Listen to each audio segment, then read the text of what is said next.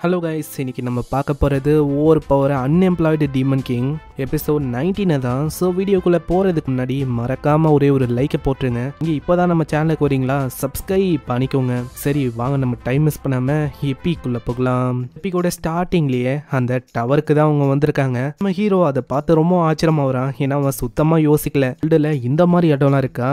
ஆமாம் ஆமாம், இங்கே எல்லா வகையான புக்ஸும் இருக்கு. லேடி வின்சி அவங்க தான் இதுக்கு பர்ஃபெக்டானவங்க. என்ன சொல்கிறேன், எனக்கு வந்து அவங்க மேல நம்பிக்கை இல்லை. திடீர்னு அவங்களும் நம்மளோட ட்ரெஷருக்கு பின்னாடி இருந்தாங்கன்னா அதுக்கப்புறம் என்ன ஆகும்? ஆல்ரெடி 80-20ன்னு பிரிச்சாச்சு. இதுக்கு மேலலாம் பங்கு தரதுக்கு வாய்ப்பே இல்லை. உனக்கு தெரியாது, இதுக்கு பர்ஃபெக்டானவங்க தான் அவங்க தான். இதுக்கான சீக்ரெட்டை அன்லாக் அவங்களால ஒண்டிதான் பண்ண முடியும். பிரில்லியண்டான அல்கமிஸ்ட். அங்க வின்சியும் சொல்றாங்க, எனக்கு ஒன்றும் உங்களோட வெல்த் மேல ஆசை இல்லை. அங்க இன்னொரு பொண்ணும் வந்து நம்ம ஹீரோவை பூச்சி நோண்ட ஆரம்பிக்கிறான். ஆலிஸ், நான் கேள்விப்பட்டேன் உனக்கு ஏதோ மேரேஜ் ஆயிடுச்சுன்னு. அந்த அழகான பையன் இவன் தானோ? ரொம்ப அழகா தான் பாருக்கான். நான் எதிர்பார்க்கல இவ்வளவு மாதிரி ஒரு டெம்பரா இருக்கிற இந்த பொண்ணை நீ மேரி பண்ணுவேன்னு. ஆமா ஆலிஸ், இது வந்து யாரு? அதுவா வின்சினோட இன்செப்பரேட்டபிளான ஒரு பார்ட்னர்னே சொல்லலாம். இவளோட பேரு ரொசட்டை. இவதான் எனக்கு ரெண்டாவதா பிடிக்கும். அப்போ ஃபர்ஸ்ட் யாரு? இதை பத்திலாம் நீ கேட்கணுமா என்ன? அங்க இப்படி இவங்க சொல்ல அந்த இடத்துல அவங்க வந்து சொல்றாங்க, பரவாயில்லையே ஆலிஸ், உனக்கு மேரேஜ் எல்லாம் ஆயிடுச்சு. உன்ன மாதிரி டெம்பரா இருக்கிற ஒரு பொண்ணுக்கெல்லாம் மேரேஜ் ஆகும்னு சுத்தமா எதிர்பார்க்கல. இப்போ லவ் மேல எனக்கே நம்பிக்கை வருதுன்னா பாத்துக்கோ. அங்க ஆலிஸும் கத்தி சொல்றான், நான் எத்தனை வாட்டி தான் உங்ககிட்ட சொல்றது, அவனுக்கும் எனக்கும் எந்த விதமான சம்பந்தமும் இல்ல.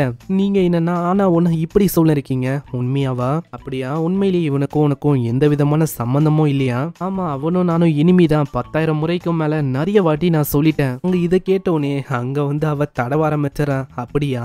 இப்போ இந்த மாதிரி ஒரு ஹேண்ட்ஸமானவனை எனக்கான ஷீல்டா மாத்திக்க வேண்டியதான். கேட்டோடனே நம்ம ஆலிஸ் கத்துறா, இல்ல அவன் எனக்கு தான். இப்போ உண்மை வந்து பாத்தியா? இல்ல நீங்க நினைக்கிற மாதிரி இல்ல, அவன் என்னோட ரூம்மேட். அதுக்காக தான் நான் அப்படி சொன்னேன். இப்போ எங்களுக்கு எல்லா விஷயமும் புரியுது. இதை கேட்டோனே சாவியவ கொடுக்குறான், இந்தாங்க இதை அப்ரைசல் பண்ணி பார்த்து சொல்லுங்களேன். அங்க அவங்களும் பார்த்து சொல்றாங்க. நம்ம ஹீரோக்கும் ரொம்ப ஆர்வமா இருக்கு. இதுல ஏதாச்சும் ட்ரெஷர் இருக்கா, சொல்லுங்க சொல்லுங்க. இதை பார்க்கும்போது ஏதோ சிதைக்கிற விதமான ஒரு சாவி மாதிரி தான் தெரியுது. அதே மாதிரி இது ரொம்ப பழமையான சாவியா எனக்கு தெரியுது. அதே மாதிரி இது மேல அபிசஸோட ஆற அதுவும் இருக்கு. இது கேட்டோனே ரூலர் ஆஃப் லஸ்ட் சொன்ன விஷயம்லாம் இவனுக்கு ஞாபகம் வருது. அப்பனா அவங்க சொன்னது எல்லாமே கரெக்ட் தானோ? அப்பனா மிஸ்டர் மோலின், உங்களுக்கு ஏதாச்சும் தெரியுமா அபிசஸ பத்தி? இதுக்கு முன்னாடி நாங்க போயிருக்கேன் அப்படின்னு சொல்லலாம். ஏதோ ஒண்ணு அங்க ஏதாச்சும் ட்ரெஷர் இருக்கா வேல்யூபிளா? இல்ல, இந்த மாதிரி நான் இன்னமும் இதை ஆராய்ச்சி பண்ணணும். அதனால நீங்க இங்கே விட்டு போங்க, நான் தரவா பார்த்துட்டு சொல்றேன். கேட்டோனே நம்ம ஆலிஸ் பிரச்சனையே இல்லைன்னு சொல்ல அவன் வந்து திணறான். இப்ப பண்ணது எதுவும் சரியில்லை ஆலிஸ். 80-20 நம்ம போட்டோம், என்னோட 80 அப்படியே அங்கேயே தான் இருக்கு அப்படின்ட்டு அவங்க தூக்கின்னு போயிட்டாங்கன்னா அதுக்கப்புறம் நான் என்ன பண்றது என்னோட ட்ரெஷர் எல்லாம்? கவலையப்படாத, அவங்க ஒன்னும் உன்ன மாதிரி ஒரு ஃப்ரீ லோட் எல்லாம் இல்ல. அவங்க ரொம்ப நல்லவங்க. அதுக்கும் மேல யாராச்சும் தூக்கம் வந்தாலும் அவங்க வந்து அதை பார்த்துப்பாங்க இப்படின்னு அவ சொல்லிட்டு போறான். இந்த சைடு அந்த லேடியும் சொல்றான், இவங்க ரெண்டு பேரும் என்ன ஒரு நல்ல பேரா இருக்காங்களே, இப்போ அது முக்கியம் இல்ல. இப்போ எனக்கு என்ன பயமா இருக்குன்னா, கீழே யோசிச்சாலே எனக்கு பயமா இருக்கு. ஏன்னா இதுல இருந்து ஒரு பயங்கரமான ஆறா வருது. அப்படி இதை தப்பி தவறி யாராச்சும் அன்லாக் பண்ணிட்டா அவ்வளவுதான், ரொம்ப ஒரு பயங்கரமான விஷயம் நடக்கும். அதுக்கப்புறம் நம்ம மோலினும் அங்க லிலித்துக்கு ஒரு லெட்டர் எழுதுறான். என்னோட அண்ணன், நான் இப்போ ஒரு பெரிய அட்வென்ச்சரரா இருக்கேன். அதுக்கும் மேல 100,000 கோல்டுக்கும் மேல இப்போ என்னால ஏர்ன் பண்ண முடியுது. ஆனா திடீர்னு என்ன ஆச்சுன்னு தெரியல, நம்ம ஹீரோவோட இதையும் அங்க பயங்கரமா வலிக்குது. அப்பனா இது வந்து அந்த கர்ஸோட வேலை தானோ அப்படின்னு ஏதோ ஒரு கர்ஸை பத்தி அவன் சொல்றான். இந்த சைடு நம்ம மோலின் இல்லாம அவ ரொம்ப ஜாலியா இருக்கா. என்ன மோலின் வந்து இன்னைக்கு வலியா? அவன் ரொம்ப லேசியானவன். இப்போதைக்கு வீட்டுல பயங்கரமா கொரட்டை விட்டு தூங்கி நிற்பான்னு நினைக்கிறேன். அதுக்குள்ள மோலின் அந்த இடத்துக்கு வந்து நிறையவே மிஷின்ஸை பார்க்க ஆரம்பிக்கிறான். வேஸ்ட், இதுவும் வேஸ்ட், எதுவுமே நல்லா இல்ல. ஆமா, இங்க உருப்படியான மிஷினே இல்லையா ஆலிஸ்? நாயை பிடிக்கிறது, பொண்ணுங்களை கெடுக்கிறவங்களை பிடிக்கிறது, இதெல்லாம் ஒரு மிஷின். ஆப்பனண்ட்டை கொள்ற மாதிரி எந்த விதமான மிஷினும் இல்லையா என்ன? ஆமாண்டா, இந்த லெவலுக்கு இந்த மாதிரி மிஷின் தான் கிடைக்கும். நீ என்ன யோசிக்கிற, உனக்கு டக்குன்னு அந்த மாதிரி மிஷின்லாம் கிடைக்கும்னு யோசிக்கிறியா? வாய்ப்பே இல்ல. அந்த இடத்துல இப்பதான் அந்த கில்டு லேடியே சொல்றான், இங்க வாங்க, உங்களுக்கு வந்து ஒரு லெட்டர் வந்திருக்கு. இவங்களுக்குன்னு டிசைன் செய்யப்பட்ட ஒரு மிஷின் வந்திருக்கு. இது ஒரு கிளைண்டால தான் வந்திருக்கு. சைமன் ஆனின்னு வில்லேஜ் பக்கம் ஒரு டிராகன் பயங்கரமா அட்டகாசம் பண்ணிருக்கான். பயங்கரமான டிராகனை இவங்க தான் ஏதாச்சும் பண்ணணுமா? அந்த டிராகனை ஒண்டி நீங்க காலி பண்ணிட்டா உங்களுக்கு 20,000 கோல்டு காயின் கிடைக்கும். கேட்கிற ஆலிஸுக்கும் ரொம்ப சந்தோஷமா இருக்கு. பின்னாடியே மோலினும் சந்தோஷமா வரான். அப்புறம் தான் அவங்க நல்லா பாக்குறாங்க, அது ஒரு கிளைண்ட் சைமன் ஆனின்னு இருக்கு பேரு. சைடு அந்த ஃப்ரெண்ட் காரனும் சொல்றான், இந்த மாதிரி அந்த டிராகனை வந்து ஓசன் டிராகனா இருக்குமோ, அந்த டிராகனு இதுக்கு முன்னாடி கேலன்னு ஒரு ஏரியால இருந்தது. அது இருக்கிற ஏரியா மொத்தத்தையும் உரைய வச்சது. கொடூரமா அட்டகாசம் பண்ணி எல்லாத்தையும் அழிக்க ஆரம்பிச்சது. இந்த மாதிரி ஒரு கொடூரமான டிராகன் அது. இந்த மாதிரி டிராகனா இது வந்து இருக்க போகுது.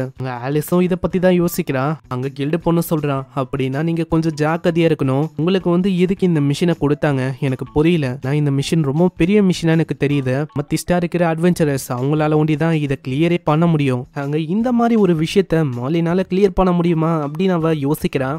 மாலினுக்கும் என்னாச்சுன்னு தெரியல, ஒரு மாதிரி நடுங்கின்னு இருக்கான். அப்புறம் தான் அவளுக்கு புரியுது, ஆமா இல்லையா பின்ன நாங்க இப்ப தாக்க போறது ஒரு காடு மாதிரி இருக்க ஒரு பீயிங், ரொம்ப பவரான ஒரு கிரியேச்சர். அதை இவனால எப்படி தோக்கடிக்க முடியும்? அதனால தான் இவன் பயப்படுறானோ.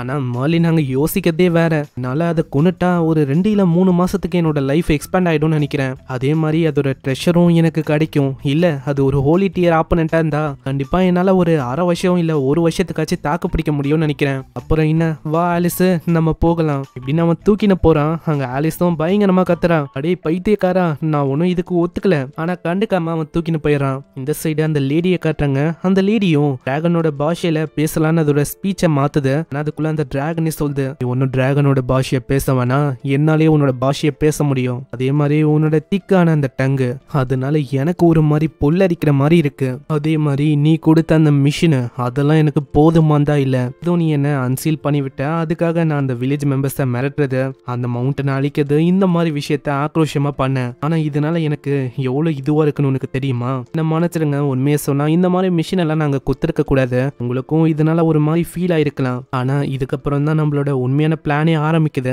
ஏன்னா இது எல்லாமே ஒரு ட்ரிக்கு தான். அப்போ நான் அந்த 2 பேரை கொண்டு வரதுக்கு இது ஒரு ட்ரிக்கு தானா? 2 பேருக்காக எவ்வளவு விஷயத்த நீ பண்ணுமா? நான் டைரக்டா அந்த இடத்துக்கு போய் ஒட்டு மொத்தமா என்னால அழிக்க முடியும் நினைச்சா நீங்க சொல்லலாம், ஓகே தான். ஆனா நீங்க கொஞ்சம் ஜாக்கிரதையா இருக்கணும். என்னதான் நீங்க ஒரு டிவைன் பீயிங்கா இருந்தாலும் இதே மாதிரி தான் லைட் டிராகன் அதுவும் ரொம்ப ஓவர் கான்பிடென்ட்டா போச்சு. நான் ரூலர் ஆஃப் த பிரைடு முன்னாடி அழிஞ்சு போனதுதான் மிச்சம். இதை கேட்கிற அந்த டிராகன் ரொம்ப கடுப்பாகுது. அந்த கேவலமான அந்த டீமன் இந்த மாதிரி ஒரு ஹோலி டிராகன் முன்னாடி நிக்க முடியும்னு யோசிக்கிறியா? வாய்ப்பே இல்ல, நான் அவனை கொல்லாம விட மாட்டேன். ஆனா எனக்கு இன்னும் புரியல, லைட் டிராகன் எப்படி அவன் கிட்ட தோத்து போகும்? இம்பாசிபிளான விஷயம் அது. எனக்கு தெரியல, இந்த மாதிரி அதை நான் கேள்விப்பட்டேன். அது ஒரு ரூமரு, ஒரு ஸ்டோரியா கூட இருக்கலாம். அப்படியா? அப்ப நான் டைரக்டா அவனை மீட் பண்ணி கொல்லணும்னு நினைக்கிறேன். வெறுமா வெயிட் பண்ணுங்க, எல்லாமே பிளான் படி போகுது. வில்லேஜுக்கு போறேன், தன்னால அவங்க வருவாங்க. அங்க இவ்வளவு மாதிரியே இன்னொரு பொண்ணு இருக்கா, இவ யாரு என்னன்னு நம்மளுக்கு நெக்ஸ்ட் எபிசோட்ல தெரியும். ஹீரோவும் கடைசியா சொல்றான், இதே மாதிரி மீனிங்லெஸ்ஸான கொஸ்டுக்கு நான் டைம் வேஸ்ட் பண்ணக்கூடாது, இல்லைன்னா அவ்வளவுதான் என்னோட கர்ஸ்னால தினம் ஏதோ சொல்ல வரான். இங்கே இந்த எபிசோட முடியுது. பார்க்கலாம் நம்ம ஹீரோக்கு என்ன கர்ஸ் இருக்கு நம்மளுக்கு தெரியல. ஆனா அதையே இந்த எபிசோட்ல 2-3 வாட்டி மீன் பண்ணி சொல்லியிருப்பாங்க. போக போக தான் நம்மளுக்கும் தெரியும். போக போக இன்னமும் இன்ட்ரெஸ்டிங்கா இருக்கும். மறக்காம ஒரே ஒரு லைக்கை போட்டுருங்க. இது வரைக்கும் நம்ம சேனலுக்கு சப்ஸ்கிரைப் பண்ணலையா? சப்ஸ்கிரைப் பண்ணிக்கோங்க. நான் உங்களை நெக்ஸ்ட் எபிசோட்ல சந்திக்கிறேன். தேங்க்யூ ஃபார் வாட்சிங். சைனரா.